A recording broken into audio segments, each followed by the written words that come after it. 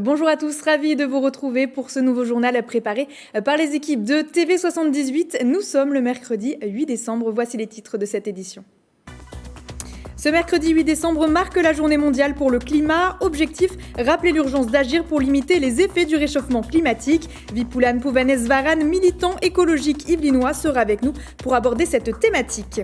Colas s'engage pour une route plus sûre. Une charte de prévention vient d'être signée par l'entreprise et la déléguée interministérielle à la sécurité routière. 7 engagements parmi lesquels la limitation des conversations téléphoniques au volant ou encore le port de la ceinture de sécurité. Et puis la commanderie de Saint-Quentin-en-Yvelines vous invite à son Noël décalé, un événement pour patienter jusqu'aux fêtes de fin d'année. Au programme balade botanique, lanterne ou encore patinoire. Et comme chaque année, le Club Climat Énergie de Saint-Quentin en Yvelines organisait sa conférence autour de leviers écologiques et du développement durable sur l'agglomération. Élus et entrepreneurs se sont livrés à des débats pour discuter, raisonner et établir une stratégie pour les prochaines années. Un reportage de Bichente Mérien, Santisteban. Une cinquantaine de personnes, élus et entrepreneurs du territoire confondus, se sont réunis ce mardi 7 décembre à l'Estaca à Montigny-le-Bretonneux pour la conférence du Club Climat Énergie.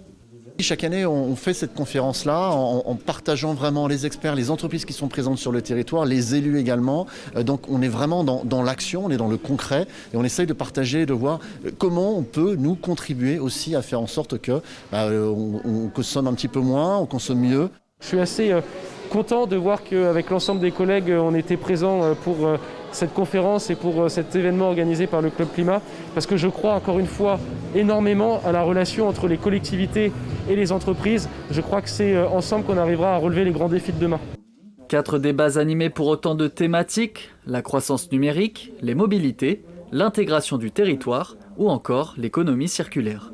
Lorsqu'on est une collectivité locale, lorsqu'on est une communauté d'agglomération, c'est comment j'intègre l'achat responsable dans mes achats publics ou tout simplement comment j'accompagne l'émergence de réseaux, de structures type ressourcerie-recyclerie pour faire valoir la réutilisation, la réparation et le réemploi d'appareils à destination des particuliers.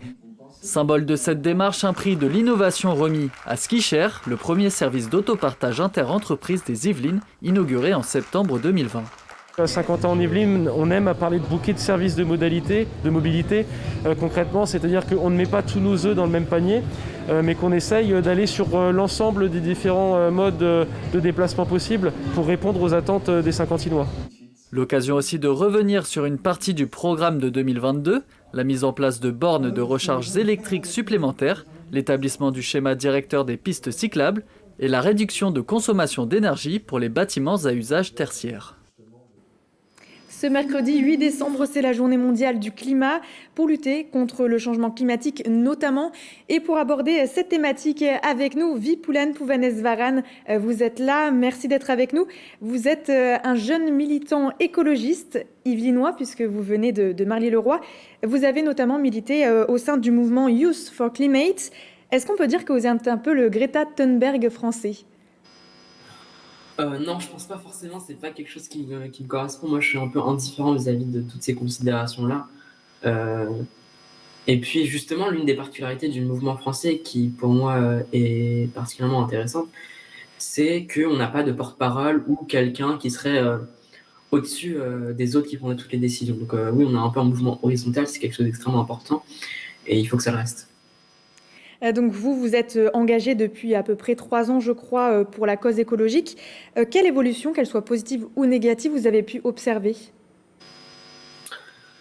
En termes de décision politique, il n'y a pas eu vraiment d'évolution positive notable, quoi. Par contre, en termes de pratique militante, il y a eu des évolutions. Justement, moi, je viens de Youth for Climate et au début, on faisait plutôt des grèves pour le climat. Et on voyait que ça n'avait pas forcément d'efficacité politique, c'est-à-dire qu'on grève, ça marchait pas, on recommençait, ça marchait pas, on recommençait, ça marchait pas, et ainsi de suite. Et ça rejoint une idée qui pour moi est extrêmement importante en sciences politiques, c'est que la majorité de nos décideurs politiques et économiques ont fait de grandes études et ont fait de grandes écoles. Donc ils connaissent à un minimum la réalité de la situation actuelle. Quand par exemple Emmanuel Macron dit qu'il n'y a pas de violence au travail, il sait qu'il y en a, il voit les images dans Animal. Je suis aussi l'un des protagonistes de Animal qui est le dernier film de Cyril Dion qui est sorti en salle le 1er décembre, on rencontre justement un éleveur qui fait de l'élevage intensif et qui est pris en étau par les coopératifs, et lui, il gagne 350 € par mois. Donc, par exemple, il y a de la violence au travail, mais nos dirigeants politiques vont l'ignorer de manière volontaire parce qu'il y a des intérêts qui sont antagonistes à ça. Pour tout ce qui touche à l'écologie, même si peut-être qu'il n'y a pas une philosophie qui est extrêmement développée, nos décideurs politiques et économiques connaissent un minimum la réalité, mais ils l'ignorent de manière volontaire parce que ça va contre leurs intérêts politiques et économiques. C'est ce qui s'est aussi passé avec la Convention citoyenne pour le climat, dont Cyril Dion était justement le garant, et quasiment l'entièreté des mesures qui avaient été proposées par les citoyens après 6 mois de travail ont été juste jetées à la poubelle, quoi. Donc oui, aujourd'hui, il y a un peu une nécessité aussi de revoir nos politiques militantes à l'aune de ces considérations. Vous avez parlé de documentaires, on y reviendra aussi encore une fois dans quelques instants. Aujourd'hui, on est un peu dans l'urgence. Qu'est-ce qu'il faudrait, vous avez un peu parlé de politique et de certaines mesures, qu'est-ce qu'il faudrait fondamentalement changer dans la société pour qu'il y ait de l'espoir? Quelles sont, selon vous, les priorités aujourd'hui? Sur l'espoir, je pense que déjà c'est important de ne pas céder à la tentation effondriste, parce que céder à ça, c'est juste soit être dans des perspectives individualistes, donc je vais construire mon bunker en plein milieu de nulle part et me sauver moi-même en récoltant du bois et de la pierre, ou sinon se dire c'est foutu, de toute façon on peut rien faire. Donc oui, aujourd'hui ce qui est important, c'est de changer la perspective globale, le récit qui est en vigueur dans notre société. Aujourd'hui, le récit en vigueur, c'est la croissance économique, alors qu'en soi, personne ne sait vraiment ce qu'est la croissance économique. Est-ce que vous savez ce qu'est la croissance économique? Est-ce que vous avez déjà un jour rencontré le PIB? Et en fait, il faut sortir un peu de ce débat croissance-décroissance pour, d'une part, avoir d'autres indicateurs comme la santé, l'éducation, qui sont beaucoup plus porteurs et qui veulent dire beaucoup plus de choses de l'état du monde actuel. Et puis aussi, essayer de faire une société sans des concepts qui aujourd'hui omnibulent notre monde, comme par exemple la valeur, c'est-à-dire qu'aujourd'hui tout le monde est de la valeur, vous êtes de la valeur, je suis de la valeur, les animaux, en particulier d'élevage, sont de la valeur, une forêt c'est de la valeur, la forme de la valeur qui est la marchandise, tout un tas de concepts comme ça qui sont devenus, dont on a l'impression qu'ils sont essentiels aujourd'hui dans notre société, alors qu'en fait ils ont un caractère historique, qui sont situés historiquement et que c'est possible de faire sans ça. Et face à ça, moi je pense le récit qu'on doit porter dans notre société, et c'est ce qu'on essaie de dire à travers Animal, c'est la défense du vivant de manière générale, humain compris, puisqu'a priori nous aussi on est vivants.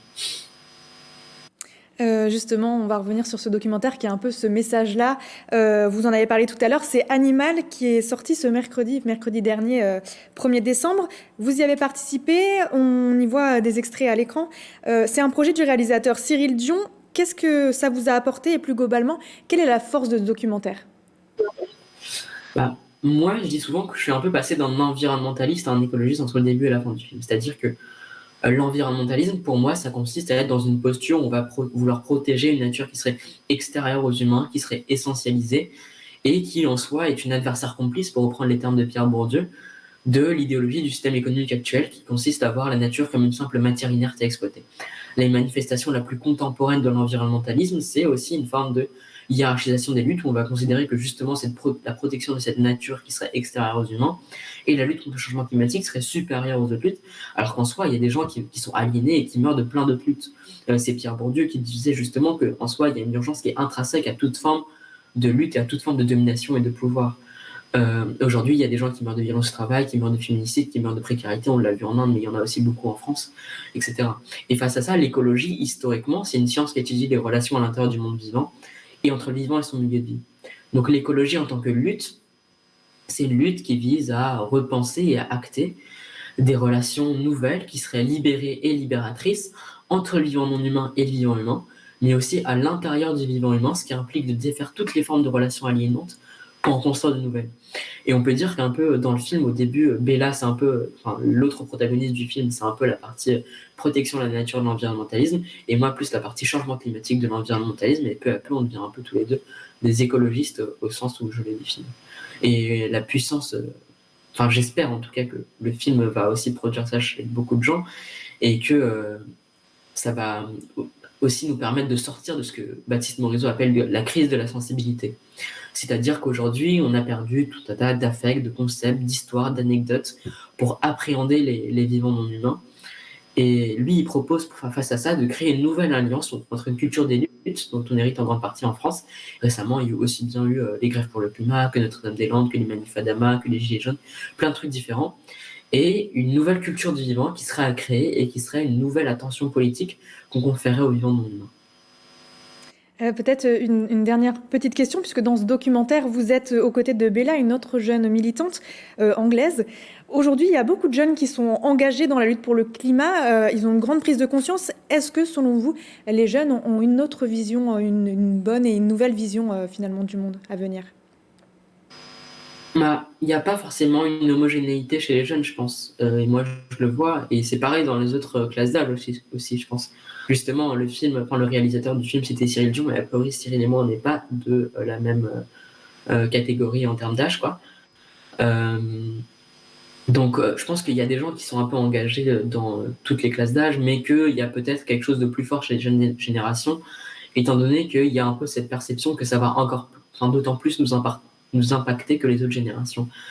Mais je pense qu'il faut faire attention à ne pas trop parler de la fracture générationnelle parce qu'il y a presque un effet un peu performatif à créer d'autant plus cette fracture quand on en parle, et qui est en fait aussi une autre fracture qui est la fracture sociale et qui est pour moi d'autant plus marquante et importante parce que a priori, si dans des lieux, dans des espaces écologiques comme des jardins ouvriers ou des forums à l'évolution ou des réseaux de solidarité, on va trouver un peu des gens de tous les âges, on va pas a priori pas trouver les gens qui sont à l'origine des destructions, c'est-à-dire par exemple le PDG de Total ou le président de la République ou le PDG de Monsanto. Merci beaucoup Vipulan Pouvanésvaran d'avoir été avec nous. Je le rappelle, vous êtes militant écologiste. Merci beaucoup. Côté transport, demain, le trafic sur le RER B sera perturbé. Plusieurs syndicats, dont la CGT Cheminots, ont appelé les conducteurs de la ligne et plus largement les salariés de la SNCF concernés à faire grève ce jeudi 9 décembre. Un mouvement social local pour dénoncer une dégradation de leurs conditions de travail. Ils revendiquent notamment une hausse de leur salaire. Demain, 4 trains sur 5 sont prévus en heure de pointe, 3 sur 4 en heure creuse. Rendez-vous sur les sites transilien.com, RERB, le blog ou encore sur le site de la RATP pour connaître l'impact sur vos trajets. Et je vous le disais en titre, l'entreprise Colas, filiale du groupe Bouygues, a accueilli ce mercredi 8 décembre sur son campus scientifique et technique la déléguée interministérielle à la sécurité routière. Avec le PDG de la société qui est implantée à Manille-les-Hameaux, elle a signé 7 engagements pour une route plus sûre, une charte destinée aux collaborateurs, l'occasion aussi de découvrir les innovations de l'entreprise spécialisée dans les infrastructures routières. Le reportage de Nicolas Dandry. C'est une tradition au sein de l'entreprise Colas, l'engagement pour une route plus sûre. Depuis 1997, la filiale de Bouygues signe une charte avec la délégation interministérielle à la sécurité routière. Plus de 400 collaborateurs de Colas désignés relais sécurité routière sont engagés sur ce sujet. Nous, on est 60 000 personnes dans le groupe. Les 60 000 personnes sont en contact permanent avec ce que nous faisons en sécurité routière. Et c'est quelque chose qui ne s'arrête pas quand ils quittent le travail. Quand ils reviennent chez eux dans leur vie privée, ils continuent à avoir ces réflexes. Et c'est comme ça qu'on peut créer une sorte d'effet boule de neige pour arriver à améliorer la sécurité routière partout. Limiter au cas d'urgence les conversations téléphoniques, rappeler l'exigence du port de la ceinture ou encore le bridage de la vitesse des véhicules, des actions pour sensibiliser les collaborateurs de Colas. Aujourd'hui, la délégation interministérielle à la sécurité routière a déjà signé avec 1800 entreprises représentant plus de 3 millions de salariés. L'insécurité routière, c'est la première cause de mortalité au travail. Et ensuite, parce que, justement, les accidents liés au travail correspondent à une part importante des accidents sur la route. Spécialisées dans les infrastructures routières, les équipes recherche et développement de Colas ont pu présenter les dernières innovations en lien avec la sécurité routière, notamment la solution de marquage au sol lumineuse. Ce qui paraît particulièrement utile, notamment pour protéger des usagers vulnérables dans le cadre de passages piétons ou de voies cyclistes notamment. Donc nous allons regarder avec Colas ce qu'il propose. Avec son engagement pour la sécurité routière, Colas a réduit de plus de 75% le taux de fréquence des accidents routiers professionnels. favoriser l'économie circulaire et inciter au zéro déchet. Voici les objectifs de l'entreprise yvelinoise Ma Bonne Étoile. Lancée en 2013 par un couple vernolien, la société commercialise des gourdes de compote réutilisables, mais pas que. Les explications de Mathilde Francou. C'est à Verneuil-sur-Seine qu'Elisabeth et Nicolas Soublé ont décidé d'établir le siège de leur entreprise Ma Bonne Étoile. Depuis 2013, ils commercialisent des mini-gourdes de compote réutilisables, les Squeeze. Ma Bonne Étoile, c'est vraiment une histoire de famille. Avec Nicolas, on a 5 enfants et puis un jour, on a regardé autour de nous, surtout dans notre cuisine, et on s'est rendu compte qu'on jetait énormément d'emballages à usage unique. Et particulièrement, il y avait un produit que je n'arrivais pas à supprimer, c'était les petits gourdes de compote. Face à ce constat, le couple se lance dans la création de leur propre entreprise. Depuis la naissance de Squeeze, c'est 90 millions de gourdes jetables qui ont été économisées. On est sur une gourde qui ressemble tout à fait à une gourde jetable, à la différence près que le fond s'ouvre et que tu peux remplir soit de compote en gros bocaux, comme ça, soit de compote fait maison, mais aussi de purée, de smoothie. Autre innovation de l'entreprise, les bento Feel Good permettant d'emporter son déjeuner n'importe où. Ces lunchbox sont fabriqués à partir de plastique végétal. On est parti sur une solution végétale, c'est-à-dire qu'on utilise un polyéthylène qui est à base de sucre de canne. Ça permet de réduire finalement l'utilisation de matières fossiles. Depuis 2015, Ma Bonne Étoile est certifiée B Corp, un label qui reconnaît les efforts environnementaux et les effets bénéfiques de l'entreprise dans le monde. Mais la société souhaite dorénavant toucher plus de monde et atteindre les clients de la grande distribution. Avec Roost, on va arriver en grande distribution, donc supermarché et hypermarché. Un autre objectif de l'entreprise yvelinoise, s'étendre à l'international. On va aller chercher d'autres marchés à l'international qui n'étaient pas forcément très matures sur ce type de produit. Exemple, l'Amérique du Nord. Outre la France, Ma Bonne Étoile distribue ses produits en Suisse, aux Pays-Bas, en Belgique et en Allemagne, où elle réalise 35% de son chiffre d'affaires. Un petit mot de football à présent. Cet après-midi, une convention de partenariat a été signée entre le FO Plaisir et le Red Star FC 93, club professionnel qui évolue en national. L'événement a pris place au stade Bernard Giroux de Plaisir, une signature en présence du directeur sportif Steve Marley, ancien joueur passé par Fulham en Angleterre, Lyon et Marseille. Il nous explique l'intérêt de ce partenariat au micro de Bichente Mérien Santisteban. Sur l'aspect sportif, c'est intéressant, mais c'est pas que, c'est aussi des échanges avec les éducateurs. Nous, le but, c'est d'ouvrir le club à tous les départements et de l'ouvrir à des clubs qui nous ressemblent dans la dynamique de structuration. C'est le cas avec Plaisir et dans l'ADN, notamment ce qu'ils veulent transmettre aux jeunes, ce qu'ils font en dehors aussi du football. C'est une très grande fierté. C'est vrai que en plus le Red Star, c'est un club de la région parisienne, club historique. Ça nous permet de continuer à nous structurer. Du 1er au 15 décembre, la commanderie de Saint-Quentin en Yvelines vous invite à son Noël décalé. Objectif, vous faire plonger dans la magie de Noël pour vous faire patienter avant les fêtes de fin d'année. De multiples activités sont proposées, sauna russe, balade botanique ou encore lanterne flottante. Nouveauté de cette année, la patinoire se tiendra dans la chapelle. Patrick Jacques de Dixmude et Mathilde Francou. Musique éclatante, lumière disco, la chapelle de la commanderie a enfilé son costume de fête pour le Noël décalé de la commanderie. Ouverte le mercredi, samedi et dimanche, la patinoire installée pour l'occasion offre aux enfants et à leurs parents un moment de partage et de sourire dans une ambiance animée. C'est un peu comme du roller, d'un pied on fait par ici, après l'autre on fait par ici, après on avance en poussant. J'aime bien parce que ça glisse. C'est sympa, c'est chouette, c'est très bien organisé, réservé par internet, un super accueil. L'initiative est très bonne parce que c'est une activité qu'on n'a pas l'habitude de faire, on n'a pas de patinoire dans le secteur. Ça permet de les occuper en temps d'hiver, c'est difficile de trouver des activités.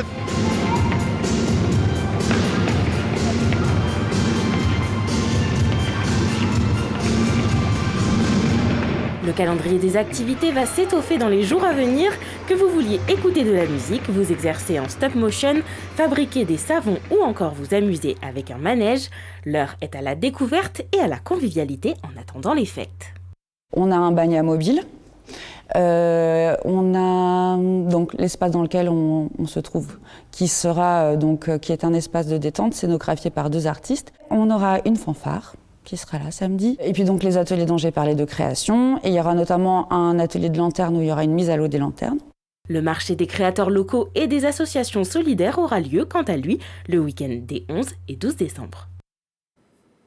Un reportage réalisé avec Céline Charles et Célia Gatsongo. C'est la fin de ce journal. Merci à tous de nous avoir suivis. Dans un instant, retrouvez Mélanie Poquet à la présentation de votre 7-8 Société. Très bonne soirée à tous sur TV78.